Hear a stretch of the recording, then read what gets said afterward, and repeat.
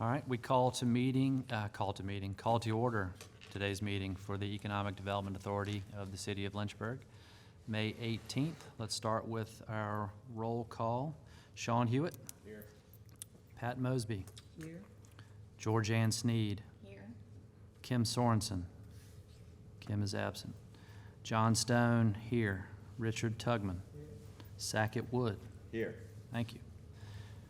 Next up will be approval of our minutes from the April meeting. Those were in your package. Any comments, suggestions before I accept a motion to approve? Second. We have a motion to approve the April minutes as presented. All in favor, please signify by saying aye. Aye. All opposed, same sign. Minutes are approved. Next on the agenda is our Centra bond amendment. Margette and Ted. World is not going to use LIBOR as a way to calculate the interest. And effective June 30th, LIBOR is no more. And the world is going to SOFR, S-O-F-R. And T.W. Bruno, who is bond counsel with McGuire Woods in Richmond, is on the phone, I hope. See if we can get him on the phone. See if he needs to add anything.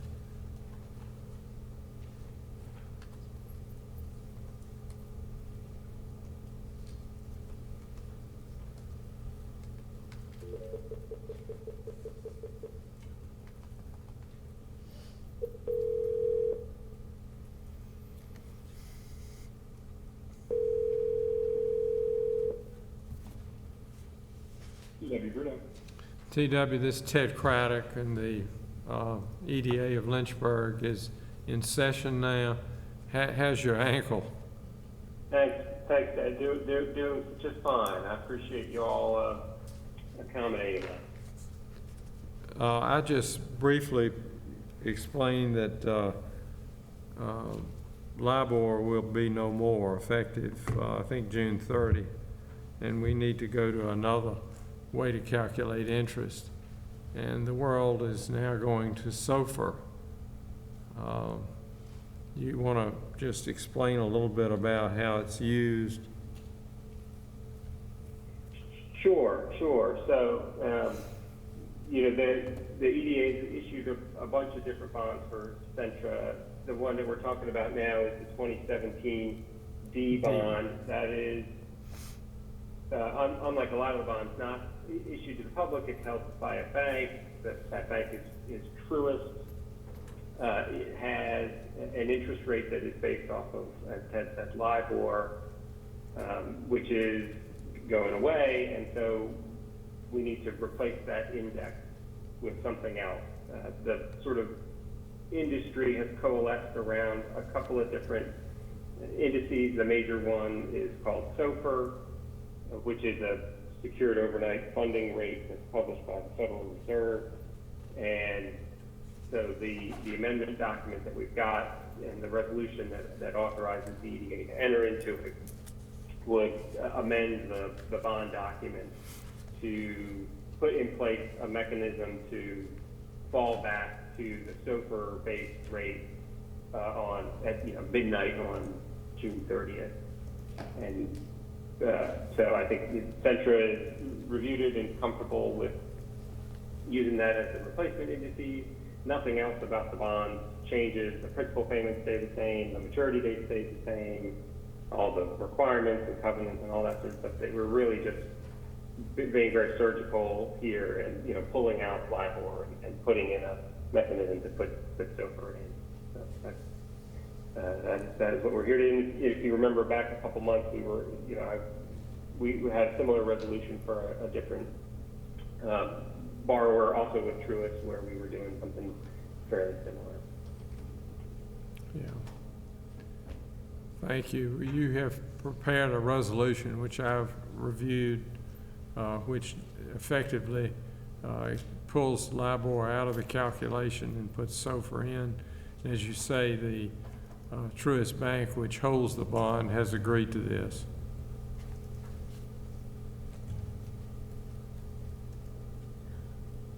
Anybody have any questions on it, John?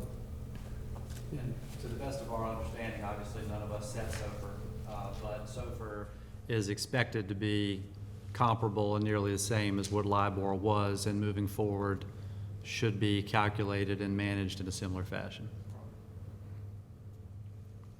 So there's no reason to assume this is going to change any payment schedule for Centra. Their ability to repay doesn't change based on this. It's just a change, a lateral change. That's right. Size change.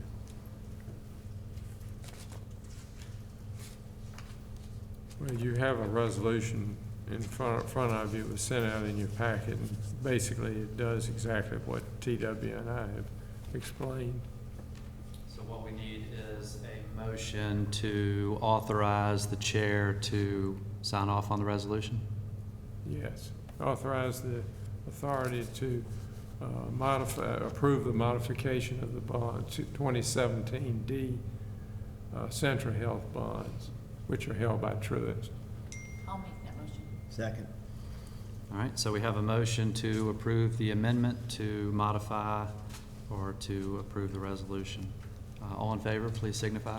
Aye. Chairman, I feel obliged to recuse myself. I don't work for Centra, I'm employed PCHP, but Centra's are currently our shareholder, so I feel the need to recuse myself. That's fair, thank you. Again, all in favor, please signify by saying aye. Aye. All opposed, like sign. All right, it is approved. TW, thank you. Thank you very much. I had a related question, if I can ask you. Please do. So, aren't there some other ones, Ted, that are LIBOR, like the Virginian one? Sure, there are other. So, do they have to all, Every one of them, in order to calculate, LIBOR will not be used anymore, so right? they've got. But is that on them to come back? Oh, absolutely. It's on Okay. them. Come back. So this is like gonna go on for a It's while? good, it should Okay. go on. We did Westminster Canterbury in December. Ours had a little different, same thing, but we Yeah. also. It had an extended extra our- spin in it. Extended your maturity date out. Oh, There was an okay. issue of the swap. We were in a very positive position on the swap, so we used that to keep favorable terms going longer. Okay, I was just unclear on who had to take the action, and it's to go make it happen. Thank you.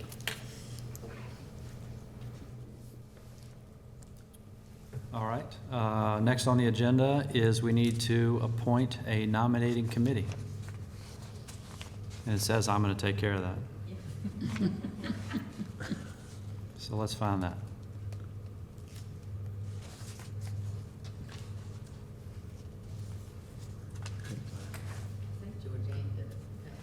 I always do it. You're so sweet, you always do that, It's Georgianne. perpetual. Uh-huh. Is there anything in here that tells me about a nominating committee? I couldn't find it. I don't see Yeah, it. it's just to nominate the officers for the next year that you'd vote on and present a slate in June. And I think last year it was Georgianne and Kim, right. So am I to appoint a nominating committee right this moment? You could ask nicely. I'm happy to facilitate, Okay. yeah. Let's do that. Do we have any volunteers for our nominating committee? Georgianne? I'll do it again, sure, because I never want to be an officer, so I get to nominate. That's a good plan. Thank you for serving, Georgianne. And perhaps we can nominate Kim since she's not here. Sounds good. I believe we have a nominating committee. Thank you so much. Georgianne and Kim, thank you both for serving. I'll let Kim know. That's a lesson we've all learned once or twice in our day. Exactly. Next on our agenda is the MUMS application for local assurances and resolution. Yes, so, what you all approved moving forward with a pre-application. So the project that's down on the corner of 12th and Clay, is it Court? Court. Put in a pre-application because it's an awful lot of work to do all of this. It's a lot of work on the individuals, but it's also a lot of work on our office to put all that together. Only an entity, as in city council or an EDA, can apply for these funds at the Department of Housing and Community Development. So they put in a pre-application, got a very favorable review, so now we're in the throes of putting their application together. And the way they feel about it, if you've driven down 12th Street, you see their building going up, and we provided a prospect to them for the commercial space in the bottom floor, and I think that lease is moving along very favorably as well. So we would want to authorize the EDA or the chair to sign or execute these documents, because Will Cook and Will Andrews, the Will and Will wants to submit this early if they can, so they have plenty of time to address the feedback that they might get on it. Am I right on that? Yeah, it's a rolling application, so it goes to the end of the year, but they can put it in at any point. Right, and so once the application is submitted, Alicia was saying it would come back like to the finance committee to, finalize that. So they're really applying for the funds. There aren't any matching funds on this. The EDA would be the conduit for the grant. So what we would be deciding is, and I think if you'll remember, is how, and this, when it goes to this is really bizarre. If the entity actually applying is a city-owned or an EDA-owned property, it is a grant. If the private sector comes in and wants to take advantage of this, it's structured as a loan. So we would be looking at, does the authority, which means staff, administer the loan, or do they also have another institution, that would act as the administrator for that? The benefit to the EDA, as we understand it, is that if we administer the loan, we get to keep the interest and the principal, as long as that principal is then again used for the same type of project. So if it's used as for a blighted property or something, the EDA would get to keep the proceeds as they're paid back. We would have those, but if we used them, we'd need to use them for a similar type of project. So Yes, conversely, if they didn't pay it back, we don't owe anybody anything because it was a grant. And we will, depending on the success of their application, we will go through everything to determine. Our first thought was just from a capacity standpoint, if the other financial institution, which we're familiar with, and it's just escaping me right now, but it's a CDFI that community housing and community development uses all the time, and a CDFI is a lender with a social conscience. They're out there lending to projects that can really make a difference in a community.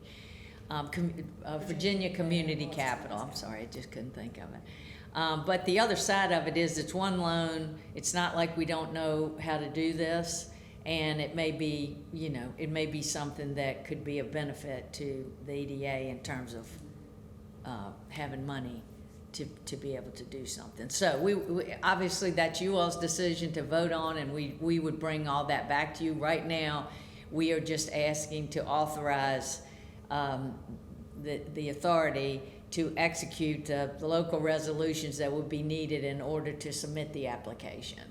So we don't have to submit anything about administration at this point in time? That can be determined No. down the line? No. I'll go to finance first to kind of review everything, and then we Yeah, we'll go through your proper process once we, find out whether or not the application is successful. And we've been thinking about this since we even, worked with them to be able to do this. So they've already, the two of them have already purchased additional properties in downtown, so it's a very positive thing when you get a developer that's got more than one, like Blair or somebody who's got more than one property downtown. So are there funds for them to do this again in another area of the city if this Yeah, goes I think you well? can only have one application, but what you would hope is just depending on how onerous some of these are. I mean, some of these grants that you get involved in, they certainly do help you with, from a PR perspective, and they, help you move the ball forward, but the administration of them can be really onerous. So what we're hoping is that the Department of Housing and Community Development will look favorably upon this experience with the applicants they've gotten and the projects that end up coming to fruition after that, and that they would look at other areas. I think it's much more about, Sean, it's certainly not downtown, it's much more about the age of the building or that the building is blighted. So I don't think it's limited to downtown. Well, yes, This one is. This one is. Because it's a main Main. street, that's what the mums But means, it right? falls under the industrial revitalization fund, and that is not limited. No. As far as scope. But that's been a fund that traditionally we've applied for. You all applied for that fund for the academy when that project was going forward. So that fund traditionally only has about $2 million appropriated to it by the General Assembly. But with the ARPA money and some of that, they had an enormous amount of money in there. But you would hope that the General Assembly would see what a benefit it is and be willing to appropriate, more money to that. But in this case, this was just the right time at the right place, in that I knew that they'd purchased the buildings. This came down, and a lot of times you have to really, it's almost like you had to anticipate that this was gonna be available for your project because of what you have to do to pull it all together. But these guys were willing to do, I made them aware of it, and they started to work to try to pull something together immediately. And it was a need of theirs. Most people are, they're not necessarily interested in another loan partner. Will we specify the amortization term, or will that be specified by mums? It's specified, I just looked at it. What they have listed right now is interest rate of 2.5%. Amortization is up to 20 years, negotiated on a project by project basis. So do we negotiate that, That or? part I don't know. Okay. But I would think it would be up to, and if you wanted to negotiate, didn't go out longer than that, but you would be able to negotiate, to the limit. Yeah. Yeah, it's a long time. Well, I think it sounds well. And the great thing is we can see it happening. Yeah. It's not like something that that's the thing for me, is a lot of times when I talk to people, I go, in order to get support for these things, guys, I gotta know when you're gonna pull the trigger, and, that people are riding by and seeing it, and this is gonna be, with all these pieces coming together here, this is a real, showcase kind of project, right? Because we found the prospect, we led the prospect to there. We've had all the conversations there, and then we were able to introduce them to this, and they've been, I think, delightful to work with. Do you know they've secured the tenants? I know that for the ground floor they were looking at, I think, a restaurant. Has that been secured yet? Yeah, well, they're in the final stages of, negotiating the lease. And this is a second location for this group. So that's always good, right? For the tenant that would go in on the bottom floor. So that's what you're hoping for when I just got off the phone just now with another tenant for one of Chopper Spaces. And it was, he went on and sent me 5 pictures of all their other locations in Virginia. That's what you live for, is to try to match that owner of the building up with the tenant. And I've had three of those calls this week. where we have been a catalyst to try to help the person get in there. And there, right now, several of these tenants are participating in the community business launch that Ashley's got going on. If those of you that have been on the authority for a while, we did that. Back in the day, we participated with the Department of Housing and Community Development to go after a community business launch. It's not for the faint of heart, because you, within a really short period of time, you've got to go through their training, you've got to open a storefront, like within a 6 month. I mean, for an entrepreneur, they don't even know what day it is, much less getting in and being able to do all that. So they did their pitch. They had their pitch night, I think, last night. And they have about $90,000 that they will award to these businesses that made a pitch, and then they're trying to marry them up with spaces. But we have been talking to some of these folks for some time about finding a space downtown. And usually the person that owns the building calls us anyway and says, what do you know and what can we do? So, very exciting.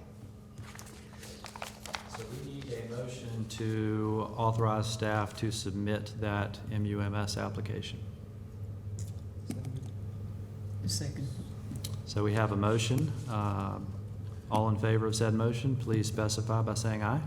Aye. All opposed, same sign. All right, that motion is approved. We'll put that in your Dropbox, the applications.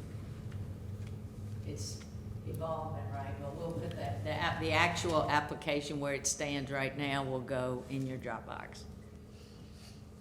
All right, next item is Go Virginia and VBRSP grants. Right.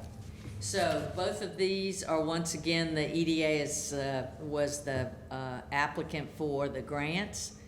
And we do that to move things along quickly, because you all can do just about anything a city council can do on that side of it, because you're a political subdivision. So we were awarded the Go Virginia grant, and I need 2 separate votes on this. So I need a vote on the Go Virginia grant, and I need a vote on the Virginia Business Ready Sites Program grant. You will be the fiscal agent.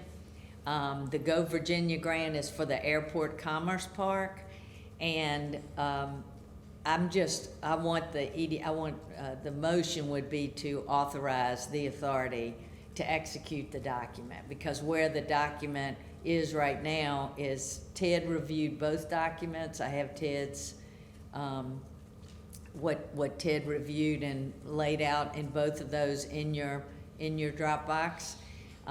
And the document itself, the Go Virginia document, is now at Tech for them to review. And then they will send it back to us for a final, for everybody to sign off on it. So I gave you the iteration, which, you know, we've gone back and forth on this. It's in your Dropbox. So the Go Virginia grant, and Georgianne had called and was asking about the matches for these.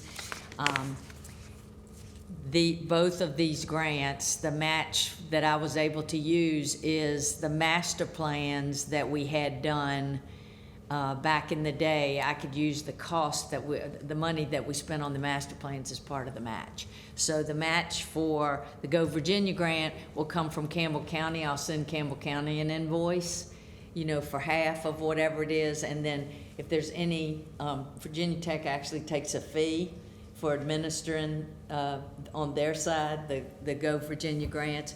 And so that will either come from Andrew at the airport. So this is a partnership between the city of Lynchburg, who physically owns the property, Campbell County, where the property is physically located, and the airport, which is part of the city, but also the property is right at the fence of the airport. So the EDA will not, there's no fiscal impact to the EDA. You're just serving as the agent for this grant. And as I put in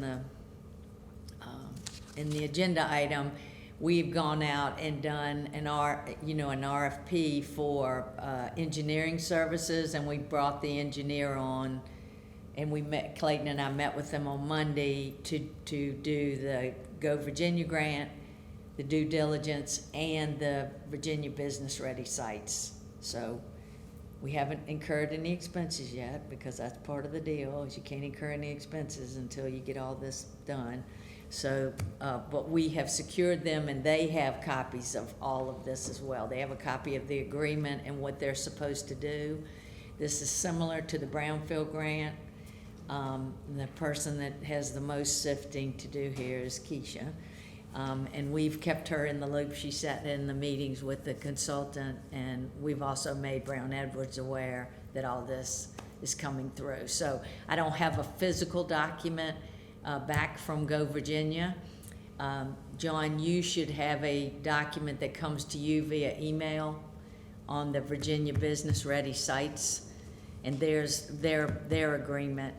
They're ready to go, but they wouldn't send it to me. They wanted to send it directly. So when you see it in there, you'll know what that is. So I need a vote to execute the document for Go Virginia, and a vote to execute the document, and the Virginia Business Ready sites is the same situation where the master plan that we had done for your property on Wigington Road and Jefferson Ridge Parkway, which we affectionately refer to as sites A and B, and now C, is what VEDP awarded us that grant for. So we get to use the master plan money, the money that we spent on the master plan, we get to use that as part of the match. And that covers? Part of the match or all of the match? It Or covered- our whole contribution? Yeah, it covers anything that's not covered in that is not covered in the Virginia Business Ready sites part of it, and I think we do cover all of it. But whatever's not covered in there will come out of my infrastructure, road, water, and sewer from the city side of it. That's great. That's good leverage. Yes. Sorry, if I may. And just background, what Virginia Tech's continuing and professional education as a grantee got to do anything? Well, I think what happened was when Go Virginia was set into place, they partnered, they made regions, they call them mega regions. So they incorporated, and Lynchburg was sitting out there to either go with Charlottesville or to go with Roanoke, Blacksburg. We're kind of, set out there on our own. So Virginia Tech and their Center for Economic Development is where Go Virginia meets and does all of that with that region, yes. And Georgianne served on the she served on the Go Virginia board for briefly. And so it's made up of private sector. It's really taking the money and having private sector folks along with, the institutions of higher education and all those people coming together to look at projects and decide, what are the projects that Go Virginia. I think it's also, they get. They get paid for that, yeah. Yeah. In the Go Virginia document, there's reference to the localities will collaborate throughout the first 36 months to secure funding sources for construction of the initial infrastructure. Is there a governance structure to how they collaborate? 'Cause my understanding is they don't collaborate.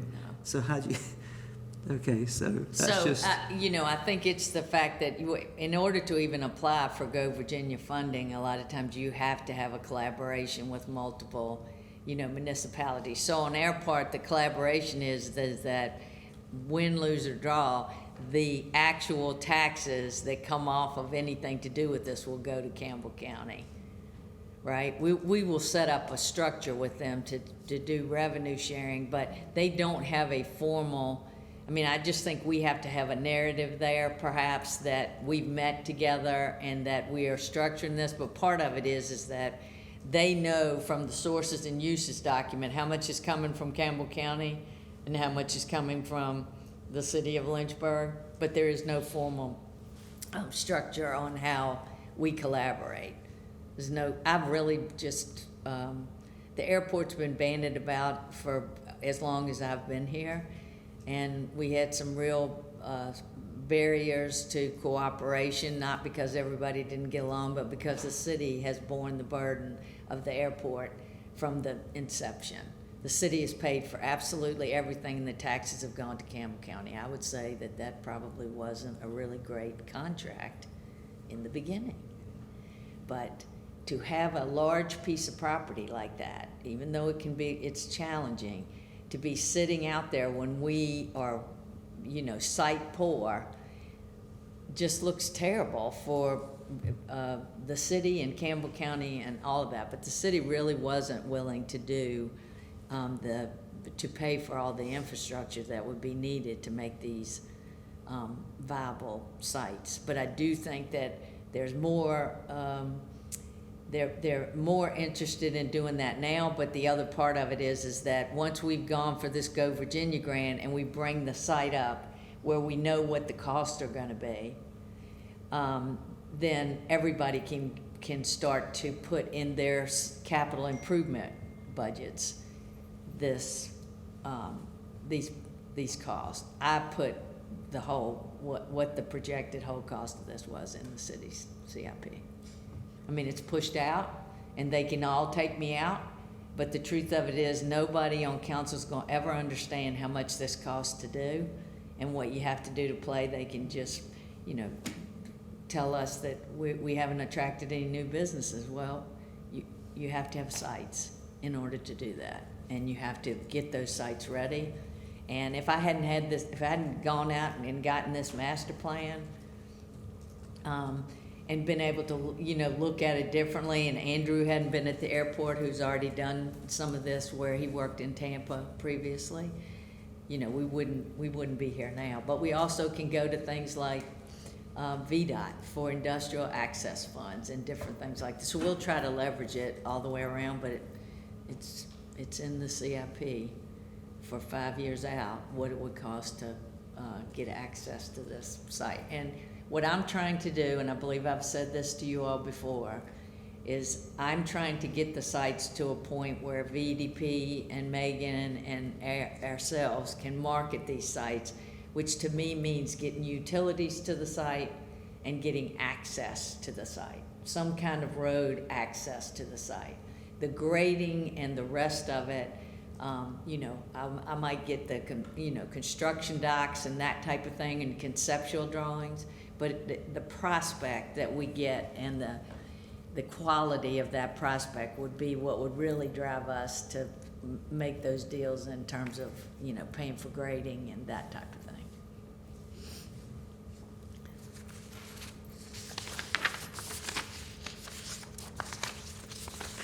Any other questions for me? Everything that I get and we have a very short time frame to execute on all this. So it's really all consulting and due diligence to move you from one tier to the other, or one of sites A and B. I think it actually moves us up almost 2 tiers, right? And VDP has a site readiness where you go from a 1 to a 5, and a 5 means shovel ready. And so A and B will go, meaning you'll have everything you need. If a prospect came in, they'd know what it would cost them if they bore the cost for the whole thing, or what negotiations could be done there. But it's about 18 months for both of them for us to be rolling. And we could perhaps go back to Go Virginia, and perhaps go back to VDP or go back to some of these other places to talk to them about supporting us additionally. And this would be about the only one where I would have, unless we do something else in the future, a partnership with Campbell County, right? And so I like to be in control, so that's why we took this and pushed it to get it through and get the grant and start this rolling. But I really see Andrew taking a much more active role, because he has so many constraints with the FAA and all that for who the tenants can be and that type of thing, and he's very capable of doing that. And Campbell County's doing some great things too. I think they've allocated like $5 million, their Board of Supervisors and their EDA, to support spec buildings or site preparation for them. That's a big deal. That's a lot for them, so. Well, this is a great use of leverage of master plans that we've already created and paid for, so it's super.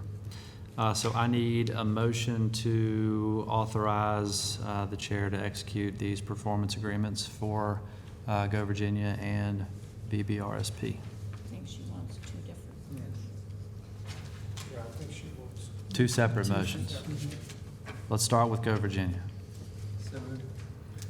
All right, great. So we have a motion to authorize the performance agreement for the Go Virginia grant. All in favor, please signify by saying aye. Aye. All opposed, like sign. All right, now we need a motion for the VBRSP. Make a motion. Second. And we have a motion to authorize chair to execute performance agreement for VBRSP. All in favor, please signify by saying aye. Aye. All opposed, like sign. That motion also carries. Excellent. Next up, fiscal year 2024 budget. Okay, so the budget went to the Finance Committee, and then based on some input from you all last time, we made some tweaks to the budget by increasing the marketing side of the house. We also put the internship or the workforce development piece in there, and you all CloudFit is obviously interested in applying for that, but we've also kind of put it out there so other groups could apply for it as well. And so those are the tweaks we put out there, as well as I think Anna added under the economic development program. There's a part of our budget that comes in, about $250,000 that comes in that we use for the local redevelopment grant. It works much better for the city and finance for that to be done through the EDA than, and Alicia's just finishing that up now for 2023, 22 and 23. And so that's been added here. Because we transfer, the city allows us to transfer that amount over to facilitate those grants and other programs. So you have several options. If you had, I think Anna sent this back out to ask if anybody had any questions. So it has gone to the Finance Committee, and you can either go ahead and vote on the budget now, or we can bring it back, and I would just say any additional questions, I would probably, get back to you and answer instead of taking up the time now, because you have time to vote on it.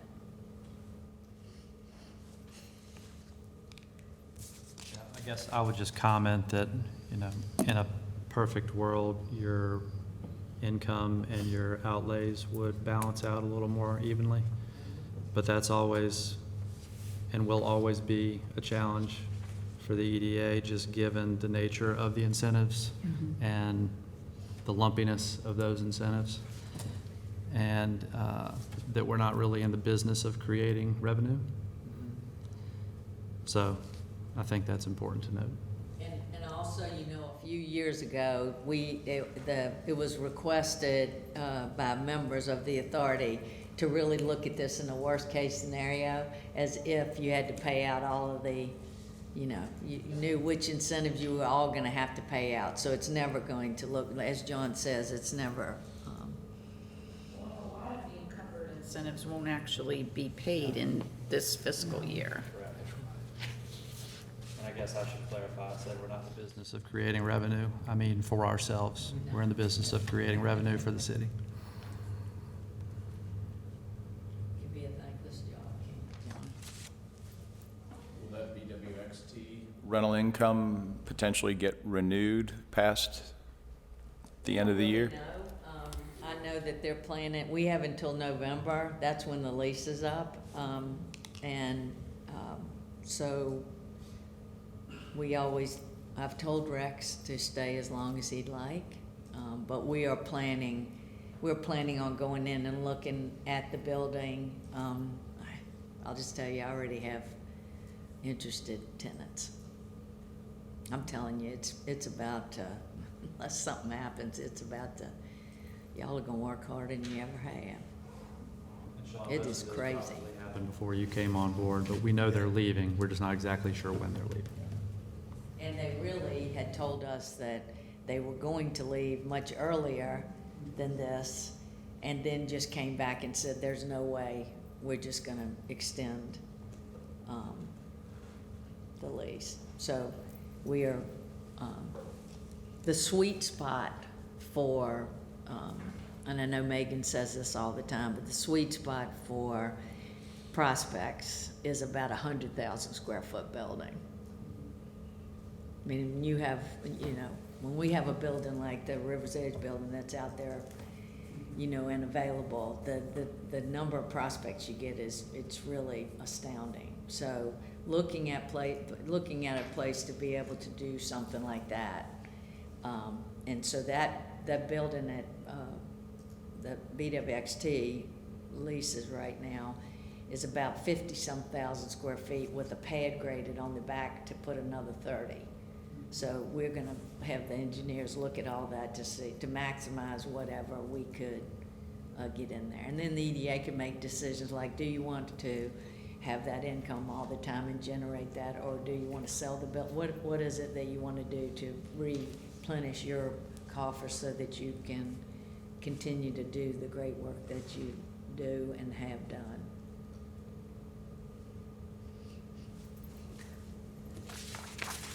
Any questions on the budget? Any line items that need discussion or clarification? Oh, on that second page, there was a line that says net cash to invest. Is that money that was, if I'm not mistaken, from like Schwab and places like that, just money that we had to do something with, the recommendation was made that we put it somewhere? Okay. John has looked into that, and we are just awaiting the city attorney. He's found a vehicle to invest the cash in that's a public vehicle, and Ted's reviewed it. I'm just waiting on Matt, but Ted's my main person. So we'll circulate what that is. It's a John, yeah. So yes, Pat. Okay, thanks.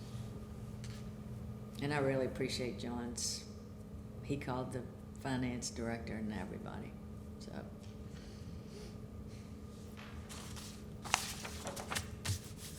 If everybody's comfortable with the budget as it stands, I will accept a motion to approve the budget, and we can get that off our list of things to do. Second. All right, we have a motion to approve the budget as it is presented. All in favor, please signify by saying aye. Aye. All opposed? All right, we have a budget. Thank you. Lastly, we have a staff report. So, if I don't return your call in a timely fashion, it's because I'm missing Anna Benson like nobody's business. But I will tell you, this team has really stepped up. For many years here, it was just Anna and I and admin, Melissa. And then even when tourism came over, that was a very separate kind of entity, and we've spent a lot of time and energy trying to integrate everybody so that it's a team that works on, fires on all cylinders. So Georgianne and I had a conversation yesterday, so I do definitely plan on replacing Anna's position. I do plan on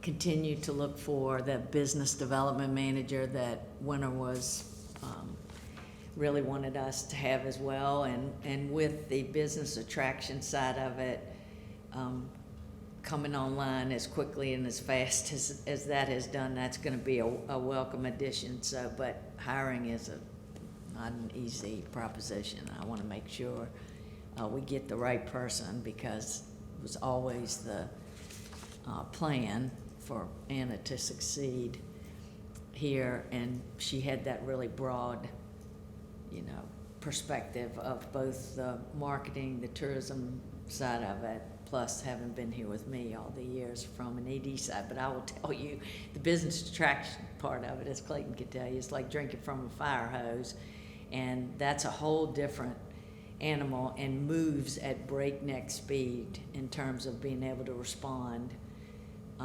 and the type of information that you need. So we are taking notes fast and furiously from the prospect visits. So like I said, last week I've gone for 18 years without a prospect to this degree, meaning we've had a lot of people that looked, but somebody being serious and actually coming here and taking the next step, we haven't had that. And last week we had 2 in 2 days. They both went really well. And council's gonna vote on the budget on the 23rd. As I told you all, we have hired Dewberry to work on the Go Virginia grant and the Virginia Business Ready Sites grant. We've already had the meeting with them. They helped us in the prospect visit meetings. All the utilities helped us. AEP was fantastic, Columbia Gas was fantastic, and the consultants have been fantastic. Andrew was out there in terms of on the tourism side of it. I mean, Liberty graduated 10,000 people last week, and the only people on site to hand out information was this office. I consider that a huge win. We were the first people you met when you came in to pick up all your stuff to go to graduation. And so on the tourism side of it, we are also bringing in another group called the Airstream Ventures, and I'll talk about that more later. But they are out there on the cutting edge of prospecting for sporting events, all kinds of events, and the deployment of how you actually do the operations part of that. Because that's what we struggle with, is we don't have any capacity there to execute once you've signed the document to bring the event on board. So Andrew is working and managing that. But the number of leads that he's had in his travels, I mean, I think he had like 30 leads from traveling for 2 weeks at these trade shows. Airfin celebrated 100 years of business, and they came to Lynchburg, I believe, in the 70s, but their CEO of that book of business came down, as well as the holding company folks came down. So we were out there with them last week to celebrate. And our Brownfields grant that we've got another, I don't know what it is about Lynchburg, but we got Will and Will on 12th and Court, and we got Mike and Mike on 5th and Court. And we provided the assessments for it's almost like a whole block of 5th Street right there, across from where the old Moser furniture and everything was. So we have helped them out with that. That's already been done. And like I said, we presented to two prospects. I think both visits went really, really well. And Delta Star's already submitted all their plans to community development. So we'll be working with them, because we have an infrastructure piece of that we're going to work on. So lots of things going on here. But that's all I have, unless you have any questions for me. Any questions? We do not have any need for closed session today, correct? good. Anything else before we adjourn? We are adjourned. Yeah.